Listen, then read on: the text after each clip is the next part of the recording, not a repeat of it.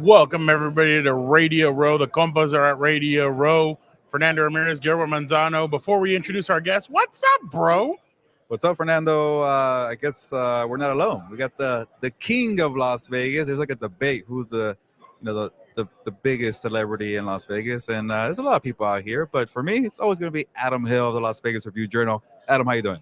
I appreciate that. I didn't know there was like a big fancy hello that goes on. That was a fancy way to say hello to you, and then you said it back. I don't have any. I don't know. I don't have that. We've never gone live with three people at once. So Yeah. you're Okay. special honor. All right. Yeah. We're trying to make you the first guest, but you're a little too busy.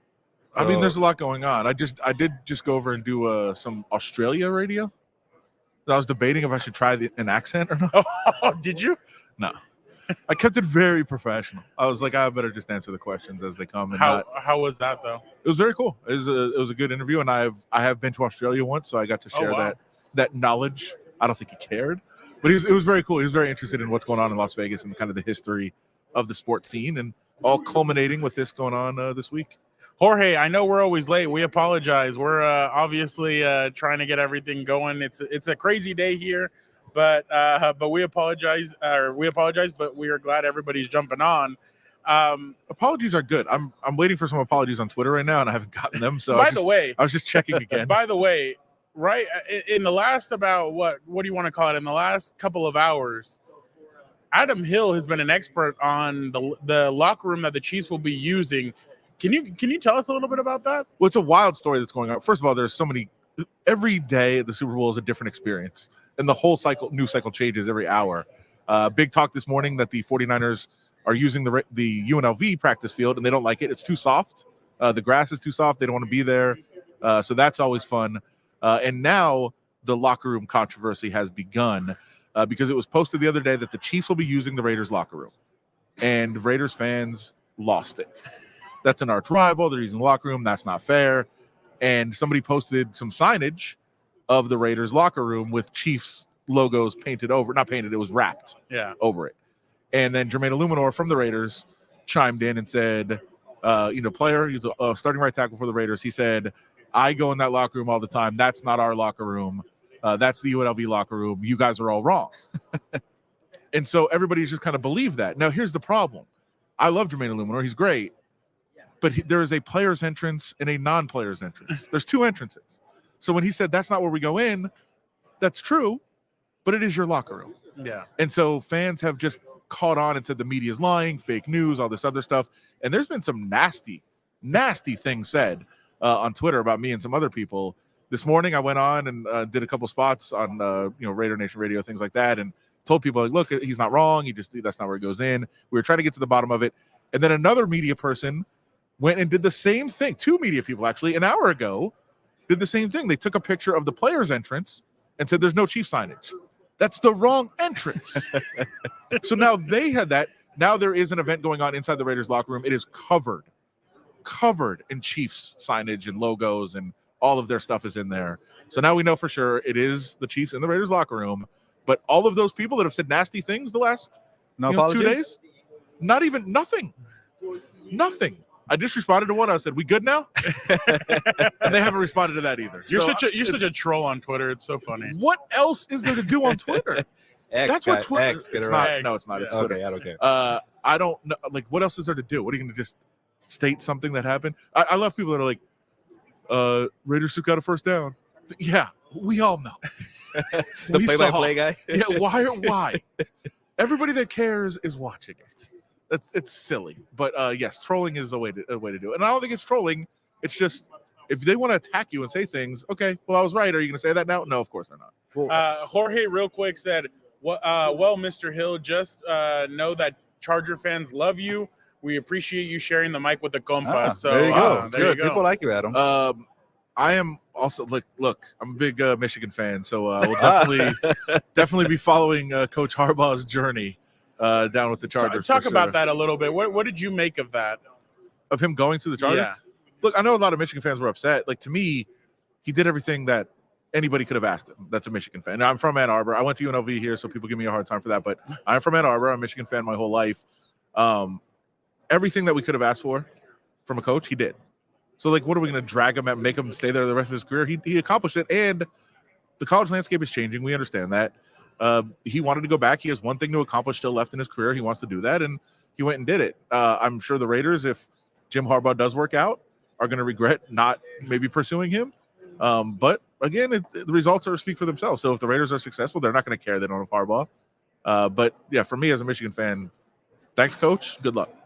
Well, going from there, Adam, did the Raiders settle on Antonio Pierce because of the Raider way? They won a few games, they beat the Chiefs, and you see Mike Vrabel out there. You see maybe Pete Carroll, Bill Belichick, or Jim Harbaugh. This was a very loaded coaching carousel, and the Raiders said, nah, we're good. We like what AP has done.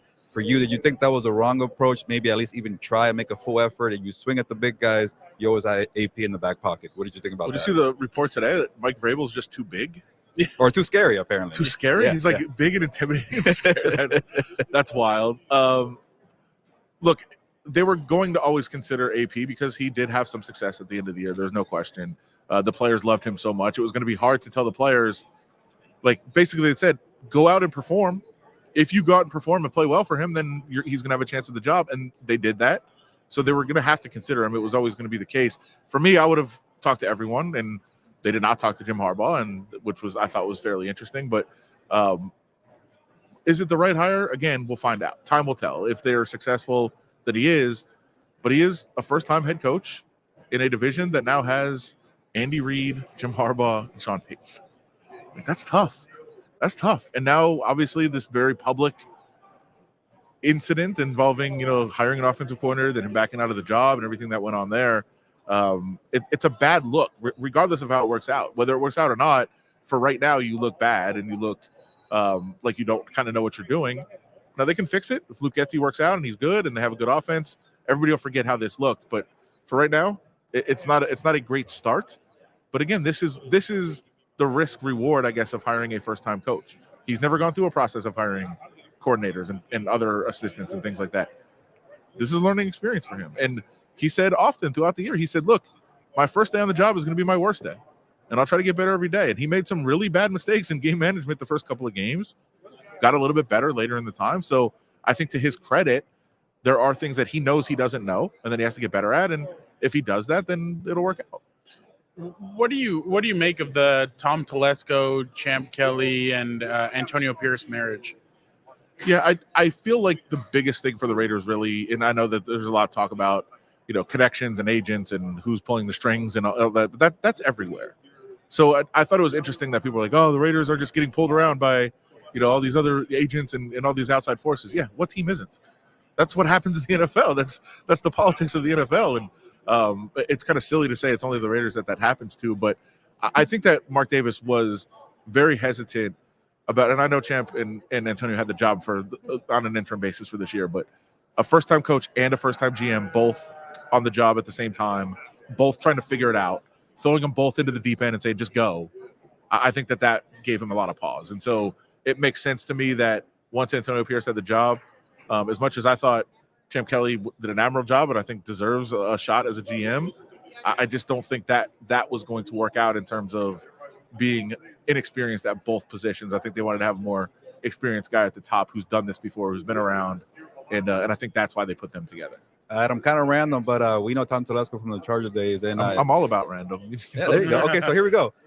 He is really big on Jimmy John's. So really, what do you feel about the sandwich, and what can you do to say, you know what, you're in Vegas now, or Henderson to be exact, here's something better for you for sandwiches? Well, first of all, I will say the Jimmy John's has some good okay, all right. There are some great spots. Actually, I would tell them to switch to Greek food because there's a Greek spot right by the facility. And us being there every day, we go there probably 4 or 5 times a week. And I know you guys are going to talk to Paul Gutierrez on the beat. It's kind of a running thing. We have a kind of a lunch group, a couple of us, and Paul is part of it. And everybody just knows, don't even ask my suggestion. It's always the Greek place every day. And sometimes we go 4 or 5 times in the week. So I would say for Tom, go to the Greek joint. It's really cool right by you. There's so many great restaurants in Vegas, though, in general. If you're not at the facility, if you have further to go, there's some better spots. But you have the good intel on him. I actually am starting to gather some as well because, oddly enough, just how this works out, my mom and everybody from my mom's family is from a little small village, essentially in Western New York. Yeah. And that's where Tom Telesco is from as well. Oh, wow. So I have a lot of mutual connections. A lot of people, like, an uncle that went to high school at the same time. So I think my mom and him went to the same elementary school, obviously at different times. But so we have that. So we'll have that and Jimmy Johnson talk about it, guys. Adam, real quick, somebody's asking what happened with Cliff to the Raiders. If you can share it. Yeah. I'm, and I'll full disclosure, I'll say, and I've said this a couple times today already, that obviously there are things that we think we know that we're trying to confirm. So a little hesitant in answering this question in terms of exactly what I think happened. But I will say that usually when a deal is close and it's reported, there's little issues that still have to get worked out, that aren't fully done. And that is almost every time you see a report, hey, this guy is going to be the coach of this team, or this guy's going to take this job, it's almost never done yet. It's always a work in progress. And in this case, those little issues that are almost always ironed out weren't. And the other part of this is, until a deal is signed, there's other teams that are pulling strings and saying, hey, you haven't signed yet? What about this? Oh, what do you think about this? Now, I don't believe it has to do, a lot of people have said he went somewhere else because he wanted a better chance at drafting a quarterback right away, especially potentially getting Caleb Williams. I don't believe it was quarterback related. I think there were some other things at work here that led to this happening. And one of the reports out there was that he wanted a 3-year deal, and that's not something the Raiders usually do with assistant coaches. And I think that was a little part of it, but I do think there were some particular things about who was going to be around in the organization that there was maybe some disagreements on. Who had a bigger backpedal? Was it Josh McDaniels to the Colts, or was it Cliff Kingsbury to the Raiders? I think it was McDaniels. I mean, he was on his way to the press conference. There was a handshake. And, that story has come out, hasn't been fully confirmed by either side, but what happened there, and I don't necessarily blame Josh McDaniels in that case. Like, it's a strange story that I'm sure a lot of people have heard, and we don't have to get into it necessarily, but if what was reported happened between Josh McDaniels and the Colts actually happened, I think that there's probably good reason to have backed out of that deal. His wife probably made chimichangas for dinner or something. He had to run to the bathroom. Nobody had to be gross about it. But the story was, I said chimichangas. That Irsay came to McDaniels' house to fly him back to the press conference, and that he went to the restroom and was in there far too long for anybody to be comfortable, and that Josh McDaniels' wife said, we don't want to work with this guy. And I feel like if that's true, I don't blame him. How long is too long for somebody to be in your house in the bathroom and say, yeah, I'm going to go work 30 minutes?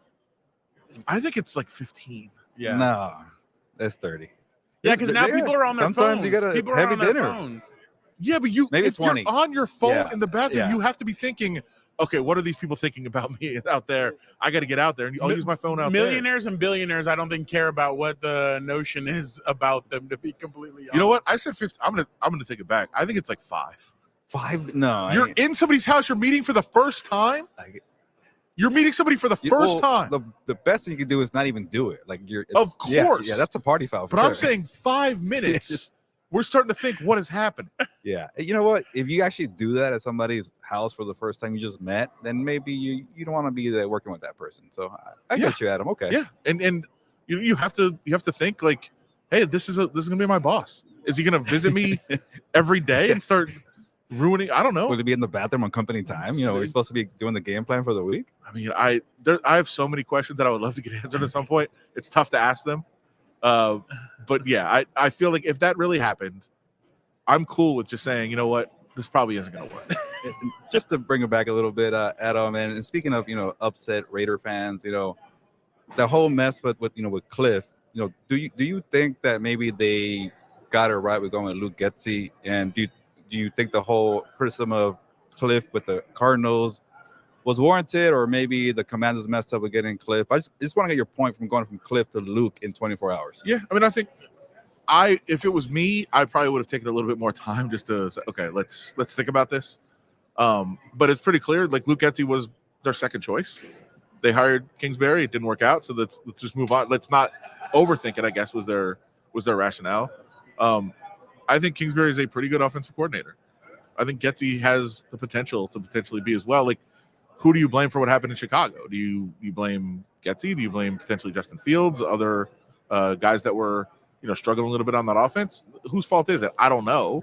I guess we'll find out. If there's some struggles again offensively, then it's probably something to say about Luke Getsy. But Luke Getsy's fate is not going to be determined necessarily by Luke Getsy. It's going to be determined by who's playing quarterback, and that is going to be a big factor here. Not just quarterback will be the main story, but how does the offensive line play? Do they still have Devontae Adams? Do they still have Josh Jacobs?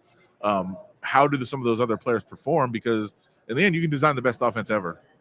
And if you don't have the players to do it, they're not going to do it. And you can design the worst offense ever. I'll tell you right now, if I'm the offensive coordinator for Patrick Mahomes, I probably look pretty good. Just go there and play. What's the play? I don't know. Go throw it to somebody. I would probably look pretty good as a coordinator. But that's because of the players. And the players do determine a lot more than we'd like to think when we talk about coaches. Well, there's your question right there. Josh Jacobs, is he back? And Devontae Adams, is he back? You know what? I would have said at the end of the year, there's probably close to zero chance Josh Jacobs is back. But I do think that there's something to the feeling in the locker room of everybody kind of being excited. Everybody that was there last year loved the vibe so much that, would he potentially take less? Maybe. And I also, I've talked about it a lot of times. I think running backs need to be paid more and better and have the structure different so that they can get compensated earlier in their careers. Because basically how it is now is after 4 years of just beating you up and running into the ground, we're not going to pay you. So how fair is that? If you have under team control for 4 years, now we're not going to pay you. Now, I also feel like teams shouldn't pay running backs. I'm on both sides, but I feel like it should be changed. But I do feel like Josh Jacobs thinks there's bigger money out there than there probably actually is. So when he tests the market and finds out it's a little bit less than he thinks, he might say, well, all things being equal, no state taxes in Nevada, and I really like the locker room, I might come back. It's kind of like last year with Tony Pollard and Saquon and all these guys, and even Austin Eckler, who they possibly thought they could get about 12 to 13, and then all reality is you got franchise tagged, and it's only a 1-year deal. Yeah, so there's a chance that he, sees that the grass isn't always greener on the other side and decides to come back. I think that's possible, much more possible now. I still wouldn't put it at 50%, but I think it's more possible now than it was at the end of the season. And Devontae? Man, I think it's a big question. He did a podcast recently, and I'll say that Devontae Adams doesn't say things on accident. That's something I've learned about him from being around him a little bit. And he definitely didn't shut down the possibility that he could get traded. Where do the Raiders think they are? Do they think that they actually have a chance to compete for a division title, make a deep run in the playoffs this year? I mean, on paper right now, I don't think they do. But if they believe they do, then you have to keep Devontae Adams around. And if you believe that you don't have that chance, then you've got to try to trade him and see what you can get for him. I think that there's real benefit, especially if you have a young quarterback, to having an elite receiver to say, hey, is the quarterback good? And if he doesn't have a weapon, then you might say, well, we don't know if he's good. He doesn't have anybody to throw to. If you have Devontae Adams, you can say, all right, can you get the ball to him? Maybe we've got something here. And so there is something to gauge a young quarterback on if you have an elite receiver like that. But I do think that there's probably a possibility that they're open to at least hearing offers. Adam, quick question was just asked. If Christian McCaffrey wins the MVP and they win the Super Bowl, do you think that'll shift the running back market? No. He's a unicorn, right? I mean, there's very few that are able to do what he does, and those are the running backs that actually can get paid. The guys that can dramatically impact both the passing game and the running game in the way that he can. But you could also look at it and say, hey, they got fairly fortunate that he was healthy. But one of the reasons you don't pay running backs is because he did have some injury problems for a couple of years and wasn't on the field every week. And that's just the unfortunate situation with running backs. So it could change the market for Christian McCaffrey, although he already got his big money. But I don't think people are going to look at that and say, hey, we're going to pay running backs now. I just don't think that will happen. Adam, besides random conversations, we brought you on for hot takes too. I think you like those, right? Just to kind of every once in a while stir it up if you want. And I check out X or Twitter or whatever you want to call it, and there's Twitter. And a lot of Raider fans seem upset that Max Crosby doesn't get more love or more consideration for Defensive Player of the Year. Should it be in that conversation? And I guess where do you rank him among the best edge rushers we have? Nick Bosa here in Las Vegas for the Super Bowl. Yeah, I think Max Crosby is very, very good, and obviously a little bit biased from just seeing him work every day and the impact that he has on the team beyond just him practicing. I mean, the coaches really do hold him up. It's not just coach speak. They can go out on the practice field and say, look what he does.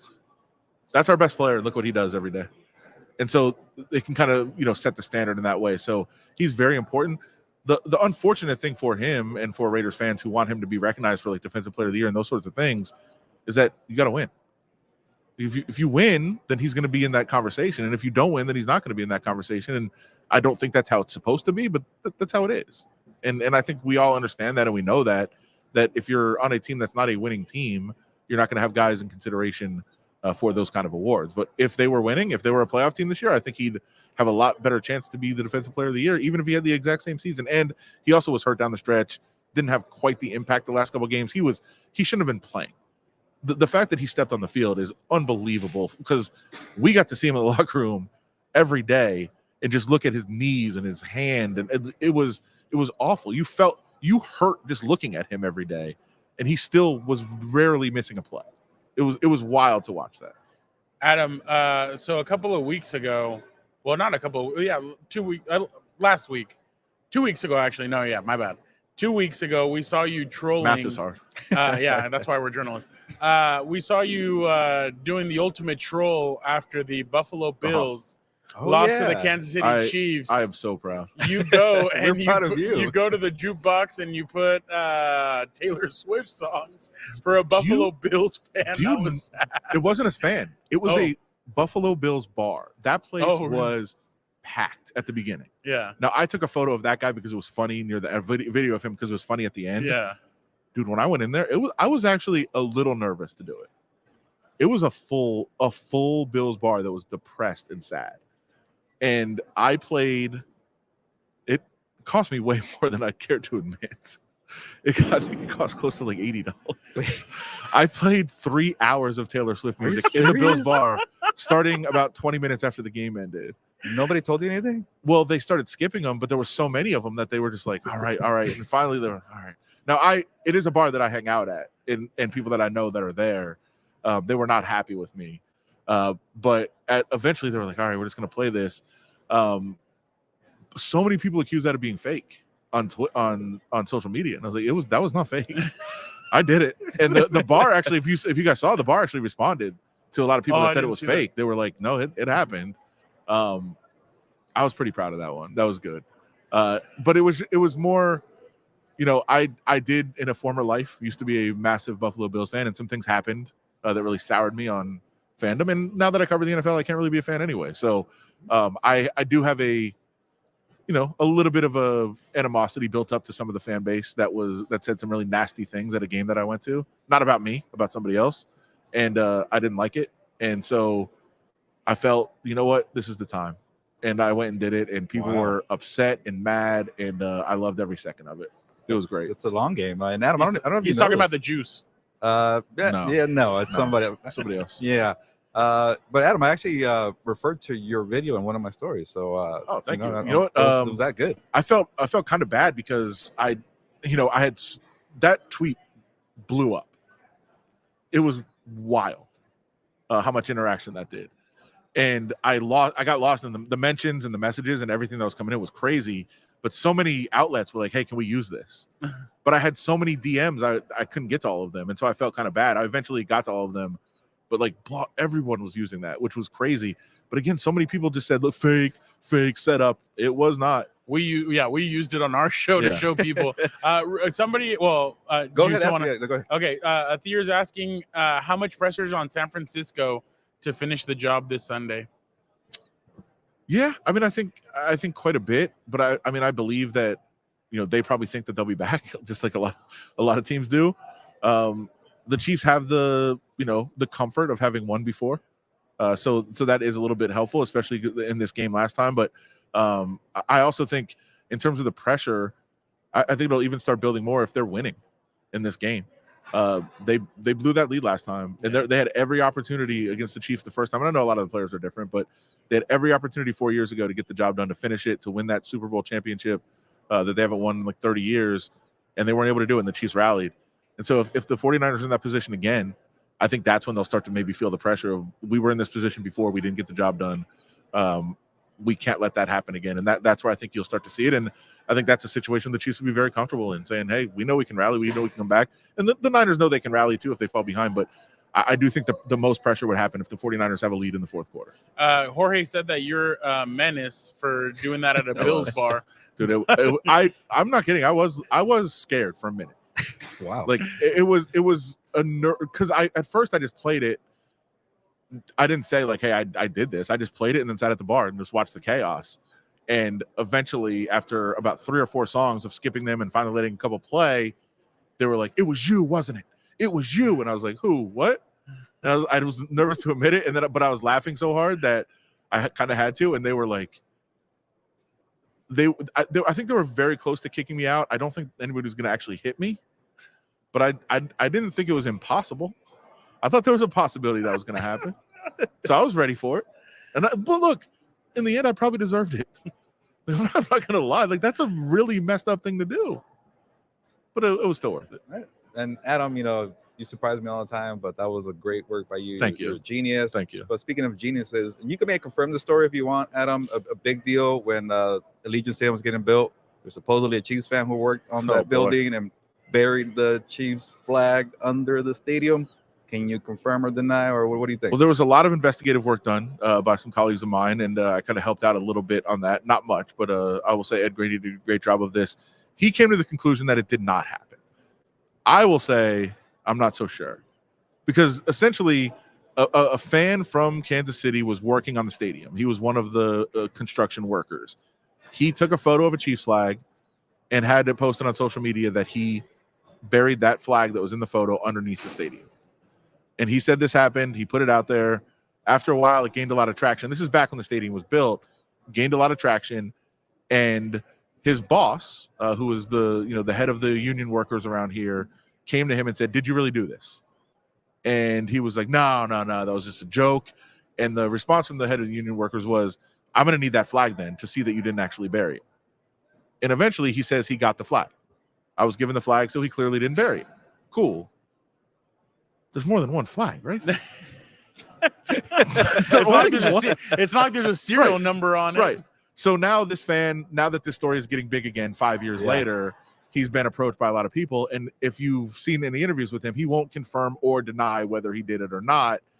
I think, and I'll also say, apparently the head of the union workers, who's Tommy White, really good dude around here. We all kind of are familiar with him and been around him. He is trying to get tickets to the game for this construction worker. Now, I said, he's buying him off, right? He's paying him to say you didn't bury this flag. Now he's saying, no, I'm just rewarding him for being a fan and he was a good worker and all that stuff. But one of the things Tommy White said was, we know that it wasn't buried because we had our workers there 24 hours a day, and our workers, didn't do that. Well, this guy who said he did it was one of your workers. So was he watching himself? Like, I don't understand. So there's a lot of moving pieces on this. The official word right now is that it did not happen. I have my doubts. Adam, 2 quick fan questions. Fernando, just to be quick, because we have to go to a media night. Do rapid fire style with Adam, because we have questions coming in, but just want to give a little heads up. Yeah, real quick, Adam. What do you expect from Luke Getsy in Vegas, and do you think he did enough to show that he wasn't the problem in Chicago? Well, we'll find out, right? I mean, the offense wasn't great. So did he do enough? Not in Chicago, I don't think, but he has a chance here to start over with different weapons, and especially if Devontae Adams is around and they figure out what they're going to do at quarterback. And by the way, I was talking to Aiden O'Connell earlier and asked him, do you like all these people saying figure out what you're going to do at quarterback? You were a winning quarterback as a rookie. So I don't know what, necessarily how he feels about that, but he said, hey, I've always been about competition. I'm ready for it. So that's interesting, but we'll find out. I mean, he didn't prove it in Chicago necessarily, but there could have been other factors. How would you rank the 4 quarterbacks in the AFC West? Mahomes. No, my bad. Coaches. Sorry, coaches. Okay. Sorry. I was like, or both. Mahomes 1, Herbert 2. So yeah, coaches. Oh man, that one a tough spot. Andy Reid is incredibly successful. So is Sean Payton, but I'm a Harbaugh guy. And clearly this question is designed. All right, I'll go Harbaugh, Reid, Pierce. And Peyton at the bottom? Peyton. Okay. Oh, wow. Adam, now deal with a serious face. Currently, obviously Sean Payton has had a ton of success, but currently, sure. Do it with a serious face. We could cut it out for social later, and people could get all riled up about it. No, I'm not. I won't do that. Pierce 1? I don't. Yeah. Okay. I'll say my biggest problem with Antonio Pierce, he was the most conservative coach in the NFL last year. Now, was that because he didn't trust the offense or because he's conservative by nature? And hopefully it's because he didn't trust the offense. 34th most conservative coach, Josh McDaniels. The only one more conservative, Antonio Pierce. So let me ask you real quick. Fans are wondering about Russell Wilson. Do you believe that? Or who could be the quarterback for the Raiders next year? I mean, well, obviously if they had their absolute, druthers, I think they would go with Caleb Williams. But I think that there's a strong interest in Jaden Daniels. I think that's a guy that they're going to try to target to move up, and who knows if that's third or fifth or wherever you have to go. And even I've heard rumors now second, but I think Jaden Daniels would be their ultimate number one choice. But I said earlier, and I haven't heard anything about this other than this one time, but Devontae Adams does not say anything on accident, as I said earlier. And when he was asked on a podcast recently who he'd like to catch passes from, he said Kirk Cousins. Yeah. And he doesn't say things on accident. Yeah. So that really struck me as something that was interesting. Again, I hadn't heard anything about that necessarily, but when he said that, it definitely got my attention. Gilbert, think about this real quick. You have Sierra and Taylor Swift in the AFC West. Now the Raiders and the Chargers need to do something to get to catch up to those two teams. Whoa. I was going to say, have somebody? Raiders have Rodis Grasu, who's the fiance of Sabrina Ionescu. Oh. Fernando has no idea. You don't know who that is? No. I don't either, to be honest. Oh, my You know who was goodness. at I know Charger- the player. You know who was at a Charger game? Wait, you don't know Rodis Grasu or you don't know Sabrina Ionescu? I know Sabrina. Yeah, Rodis Grasu was the center for the Raiders, the backup center. Oh, okay. Oh, there He's we go. engaged. Wow. He's engaged to Sabrina. So he's To the Sabrina who? backup center for the Raiders. Sabrina Ionescu. for Who the is she? Liberty. She's about to take on Steph Curry in the three-point shootout. Yeah, she's a huge Kobe. And every player in the Wait, Raiders locker room okay. has the Sabrina ones. Just like Oh, I wow, I didn't just know like I that. feel better. Backup for a Raider center.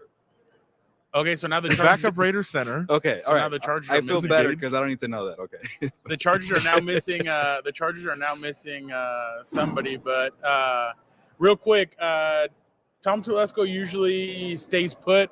Do you feel like he could move up in this draft for a quarterback? I think it's possible. I mean, especially like how much input does Antonio Pierce have, and I think it'll be quite a bit. So, Antonio Pierce has a relationship with Jaden Daniels from Arizona State, so that's where that connection kind of came up. So, I think if Pierce kind of pushes for it, and some of the other offensive coaches, maybe they look into doing that. Well, we've had a great time with our compa Adam Hill. Adam, anything else you want to say before you head out of here? No, good. That's it? No hot It's take, been a no lot. nothing. What do you expect from Harbaugh year one? 10-7? Wow, That's good. Yeah, that's Reasonable. interesting. Yeah. Yeah. Playoffs. I think so. Yeah, I think they sneak in. So Charger fans should be excited about Jim Harbaugh. I mean, how could is anybody not? They're very Are excited. there fans that are like, I don't know, maybe No, he's no. decent higher? You know, it's funny. So on all their social media posts that they had, we interviewed this head coach, we interviewed this. Like the only two that moved the needle were Vrabel and Harbaugh, but Harbaugh's was at like 6 million, and Vrabel was at like 900,000. But Vrabel's big and scary. Well, yeah, but no, people are excited about Jim Harbaugh and their hype. But thank you guys so much for checking it out. We will jump on another live tomorrow. Make sure you guys stay tuned. We have a lot of great stuff coming up. We will be at media night tonight, so we will have some good videos. Opening night. Sorry. By the way, who's going to have more people at their booth? Travis Kelce, Patrick Mahomes, or Andy Reid? Oof. I mean, I think Kelsey. Yeah, that's what we've been Like saying. Entertainment Tonight, all those people will be there. Asking goofy questions. And Mahomes is obviously gonna have to deal with a question he doesn't want to answer today, so I think there'll be a lot of those people around. But yeah. I do think it's Travis Kelce will be number one. Yeah. No. What did he say? Don't lie to him, Fernando. It was Harbaugh or bust. Yeah. No. I know, but I'm saying those are the two guys that moved the needle. I know. Delbert, thank you so much. Really, he said he really enjoyed the show, so he really enjoyed having you, Adam. I'm a star. Yeah. No, you really are. You really are. It's No, your town, by the way. Yeah. It is, I know. Yeah, we're here. I try. Some people try and claim that it's their town, but Well, I know the one guy you're talking about who's just an all-out liar. well, we appreciate you, Adam. Everybody, thank you. Stay tuned for everything else we got this week. We will be jumping back on a live tomorrow, but thank you guys so much for tuning in. I'll That's probably a wrap. pop in again too. Yeah, why Oh, not? there you go.